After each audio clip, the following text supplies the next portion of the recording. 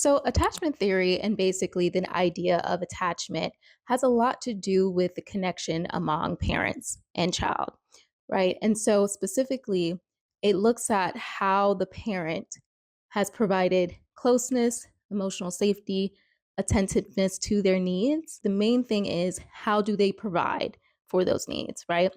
And so, when we look at attachment, there's four types and four styles of attachment, right? The first one is being secure attachments. And really, it's looked at as two main categories. So, secure attachments, and then there's insecure attachments.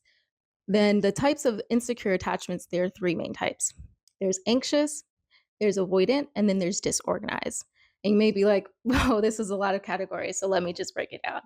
All right, with secure versus insecure attachments, secure attachments looks at it like this: when there is healthy establishment between that parent child relationship, it's just looking at how is a parent showing up for their child.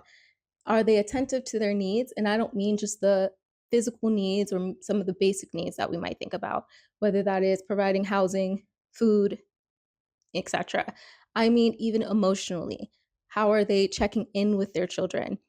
How are they providing on just beyond that physical level, right? And then insecure is the exact opposite. But let's get into the three sectors, right? So that anxious attachment is basically looking at the child is craving intimacy, but they're a little bit hesitant. They're more sensitive, right? And they're also looking for constant reassurance and validation, right? The next one is being avoidant. So this child doesn't necessarily crave intimacy as much or closeness or oneness. They actually crave more self-reliance and they're more avoidant, right? Emotionally or unavailable, right? And then the last one is disorganized.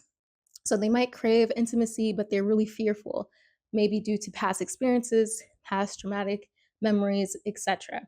Right? And so that's basically the general premise when it comes to this.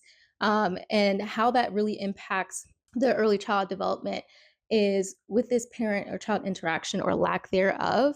If it is more in the realms of providing a secure attachment, or if a child or has a secure attachment, that child is more likely to take out and seek out risks. They're more likely to have higher self esteem and confidence.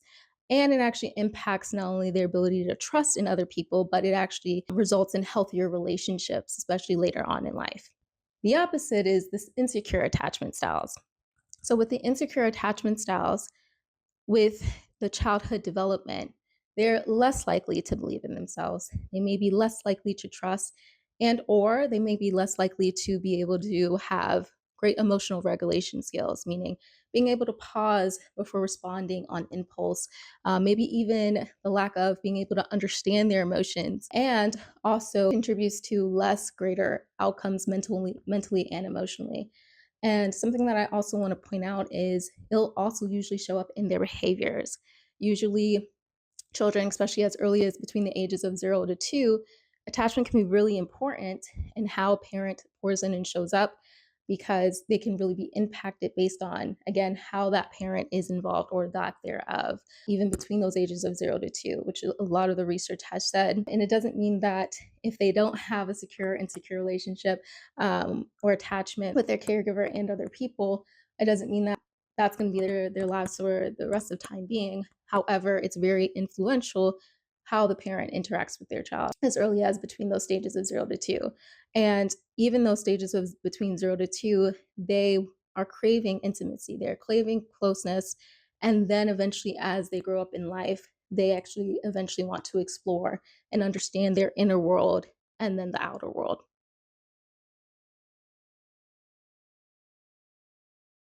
I just briefly talked about that factor of building trust, but if we can look at it, if the parent and or caregiver or caregivers are not as active, right? They're not paying attention to their needs and they feel like they don't actually feel safe, right? Or there's something that maybe the parent and or caregiver has done that they've witnessed or experienced directly. That lack of emotional availability or the thing that they did or they experienced can prevent the child from being like, I can actually trust, right? And not even just their caregiver and or parent, but that actually can mold into their relationships later on in life.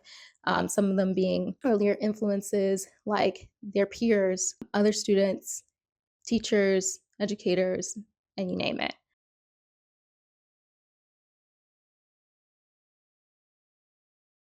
Attachment, whether being secure or insecure, particularly insecure attachments, we can kind of look at it as several ways. So, if the child is less likely to trust, if the child is less actually emotionally available and they're more reliant, this can look like a few things, particularly with the anxious, insecure attachment style. If they are needing constant reassurance, if they're more sensitive and they're more kind of on the edge, they might look and show up that way in other relationships.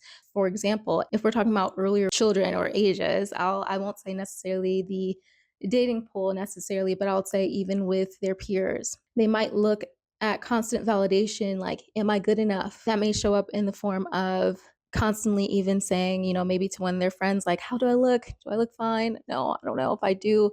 It can look like so many different things between self image to questions. And even in the classroom, this can even show up as, am I good enough? I don't know if I studied enough. I don't know. Or feeling like they have to ask the teacher or feel like they have to show up in a way that the teacher has to validate what they're saying and knowing if they're feeling like they're smart enough or this, that, and the other. It can come in a lot of form of internal questions, but it also can show up as external behaviors, like I just mentioned. And the other one being the avoidant insecure attachment, right? So being avoidant, you are more reliant on self and you're not really emotionally tapped in or connected to other people. So let's say a peer comes to you and they're like, I'm kind of going through this thing, and you're like, okay, but I like pizza. And it's so totally checked out of what is even happening in the conversation, or that you dismiss over, you gloss over something that someone just said, right? That can be important to pick up on those social cues, right? And then lastly, the last one is disorganized. So it's not that they don't want intimacy, it's not that they don't want closeness with people, but they're more fearful. What if someone is going to do something? So you know what? I'm just gonna either avoid altogether or just they show up and they're just really, really afraid of what's gonna happen based on that lack of trust and what they have experienced.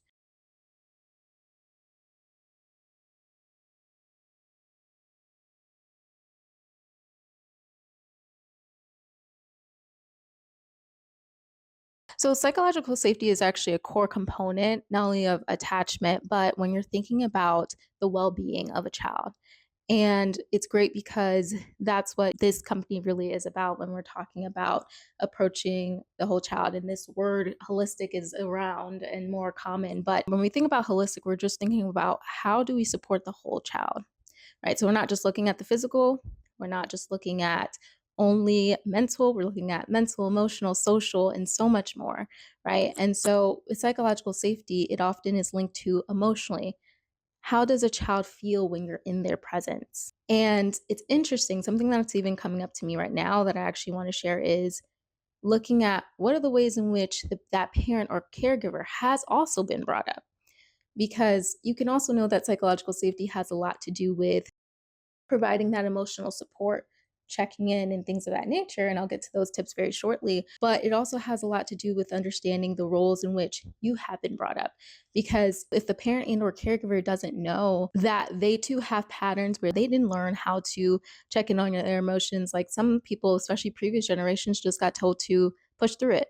Maybe if they came to their parent, their caregiver, they just told them to suck it up, right? And so we have to look at the ways in which parents and caregivers also have been conditioned to grow up in their ways of being and what they learned, right? That may or may not be working now or may or not be healthy. Doesn't mean that there's good or bad.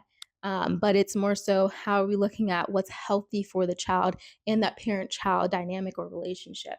And how am I providing a home that actually is more safe, not only just physically, because that's still important, but also emotionally, mentally. So I'll say a few tips, and I kind of just briefly mentioned this.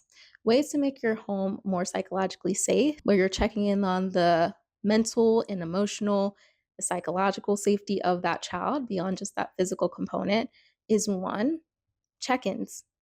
Very simple, straight to the point. Whether or not you have learned or not have learned how to even do what it is I'm saying. Maybe you didn't receive these things yourself. Maybe you did, or maybe there's some tweaks that you want to make. One simple thing is check in. The reason why I say checking it in is you never know what a child may be carrying, right? And it also doesn't have to take that long. I know there's a lot of parents and or caregivers, even the child themselves can be busy and can be tasked with many things. So checking in with your child and or student can be very helpful, and it doesn't necessarily have to take a lot of time. Checking in can look like things like just asking the student more open-ended questions. This is a sub tip for that. Not just was school good today? When you're actually checking in, not only just saying how was school, but what did you like about school today? One thing that I ask usually when I teach students or tutor them or just work with students, especially younger students, is what was a highlight of your day? What was something that maybe could have been challenging today? Another tip is just spending more time, more actual leisure time.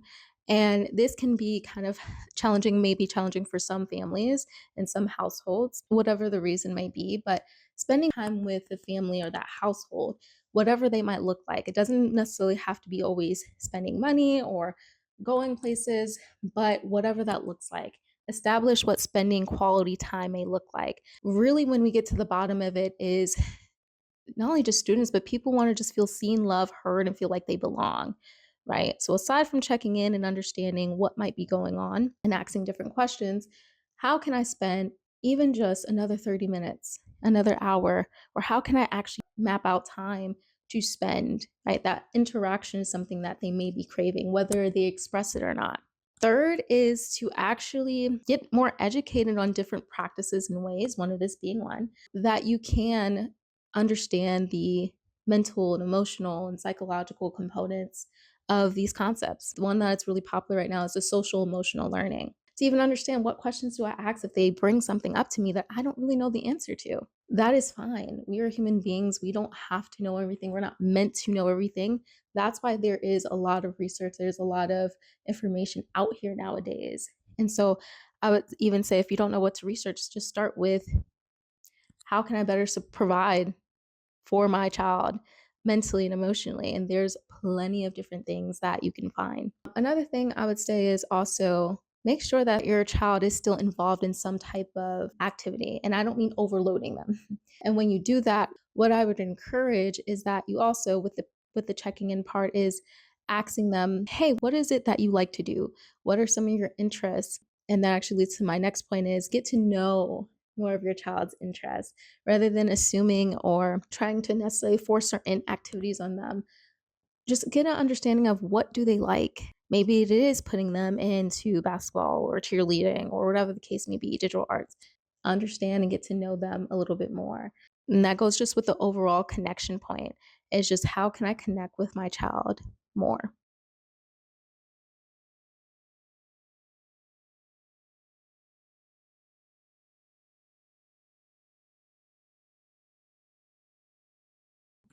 This is such a wonderful question. So, emotional availability can be sometimes even more important than the physical needs because there's a lot that, I mean, even as humans, but I would say students might be going through that you may not see. There's a lot that can be carried on the inside that we may not necessarily see. And it kind of goes back to my tips of even just checking in. You don't know. A child might be showing up on the outside and you can think they're good, they're lively, they have a lot of energy, or maybe sometimes they're exhibiting that they're just tired, right? But we want to know more about that. What does that look like? For them, though, how does it feel on the inside? And also, another thing is some people, especially students, some of them may not know how to express themselves verbally. They may not even have the words to find for what they're going through, whether they're aware of it or not, especially if they're not as aware. And it can be so easy to just, get up and be on the go between that parent and or child. And it's so easy to just be, especially in the state of where kind of the world is, especially in the US, it's very normalized to just go, go, go, go, go. Okay, you got work, you got school, you got this, you have this activity, you have that. Rather than slowing down and understanding what is really going on. How does my child feel? do they understand how they are feeling, their emotions and their feelings, and what their experiences is? And so that can be important because a lot of things can get built up over time. And it can be really good for the child to also have some type of vocabulary and understand what words they can put to what they're actually experiencing. Then they can also get the opportunity to provide better support or what that support might look like. So if you don't know, or if they don't know, or at least you don't know, then how can you provide them the best support? Whether that is getting and hiring a professional or even just knowing what the next step is. And then in terms of the actual cultural, social, and economic perspective, with culture, there's different, not only a different variety of cultures, but there's different languages, there's different expressions, and there's different norms and standards within certain cultures. But one thing that I also want to add to that is it's very also personalized. So there are cultural norms, there are certain things in different ways that certain cultures are used to. Some cultures are more what we call collectivistic. They're more community driven, and then there's other cultures, even just macro level, that are more independent and more individualistic. But when we look at even more of a macro to micro level, there are different ways in which people have grown up to believe certain things. And it doesn't mean that this is wrong or right, it's just things that they have been used to. And then you have a generation of people that are also trying to reestablish new traditions for the household. And that can be really nice in terms of establishing what might be best for you. So there's then that what is helpful for the home, house and home. On an economic level, we do see gaps as well in terms of accessibility and access to resources. So even when I mentioned the point of getting support and hiring support, that might look different, right? Especially when we get to the schooling systems and the community-based organizations all the way down to that individual household. The accessibility looks different, right? And even culturally, there might be barriers to language and understanding, what is this? And even just being familiar with certain things and how certain policies go and things of that nature. So there's a lot of different things that come up with limited resources or not even knowing.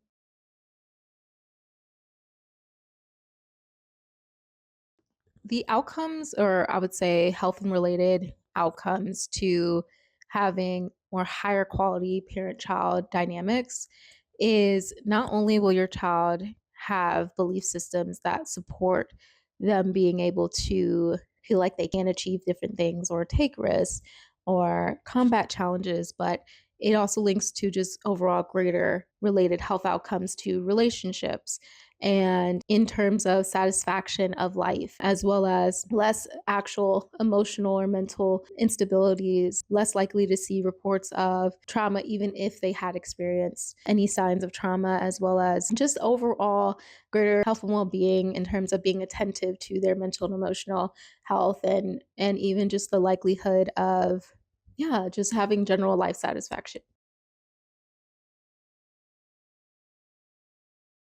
This is a great topic with thinking about how parents can still set boundaries while also establishing emotional safety, or what we call psychological safety. So, first, understanding and looking at what is my home providing? How is the environment? How am I setting an environment where my child can not only feel physically safe, but also emotionally and mentally as well? Similar things that I mentioned, like the check ins and also making space on a day to day. And it's also having the parent and or caregiver also look at what is their capacity. And this comes in the form of the boundaries, right? What is your capacity? Because we do have these conversations where we talk about, we don't usually look at what a parent's well being looks like and what their capacity to hold space for their children or even themselves looks like from a day to day. So it's the parent looking at how much can I actually give and understanding what does my capacity look like daily. So not only do they need to do check-ins within their child or children, but also checking in with themselves, like how am I really feeling? How am I really doing? And what does my time look like?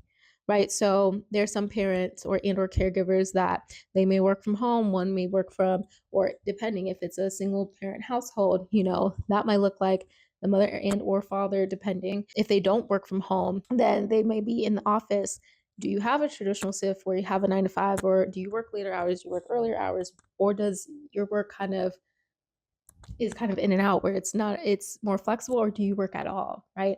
And the reason why I mention that is you may not have as much time than the next family or the next household might, to be able to pour back into your children, but to you as well. So it's understanding, how much time do I actually have to pour in? How much time am I willing to pour in? Because this is another subtopic within this, is sometimes we want to give to their child, right? Or to your children.